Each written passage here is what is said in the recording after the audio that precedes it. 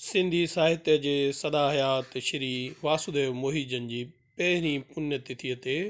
Indoor शहर में programme में ॻाल्हाईंदे 1947 में जोधपुर लॻे आहे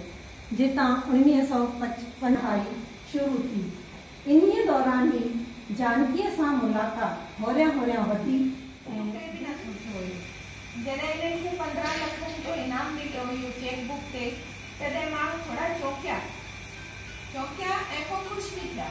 कि न he is the right person, कि ये हिकु मात्र जेको माण्हू आहे।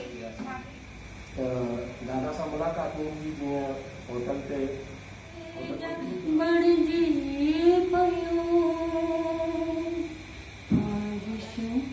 गुंज चेहरे जा बणजी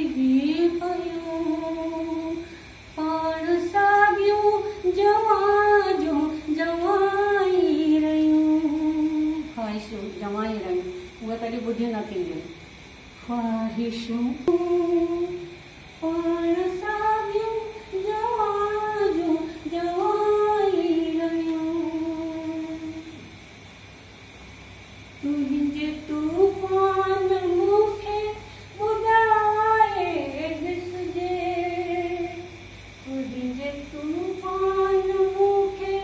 ॿुधाए चिण गई दुखी वई आहे भूंगी विच में नची वई आहे चिण गई दुखी वई आहे भूंगी विच में अची वई आहे तू सुयनि खे परे रखजांइ तू सुयनि खे परे जी भी तू गोड़न जी रणकाई बुधी नाही तो मुर्क ॾिठी आहे। मां अॼु सोलपीढ़ जी जानकारी खां अलावा हिकु ॿी जानकारी तव्हांखे ॾियणु चाहींदुमि त तव्हां जेतिरा बि हिते वेठा आहियो सभिनी खे सिंधी सुठे नमूने ईंदी आहे। भारत सरकार पारां जेको असांजो मंत्रालय आहे उन पारां 12,000 रुपया 100 कलाकनि जा ॾिना वेंदा। उन जा रजिस्ट्रेशन हाणे शुरू थियनि था।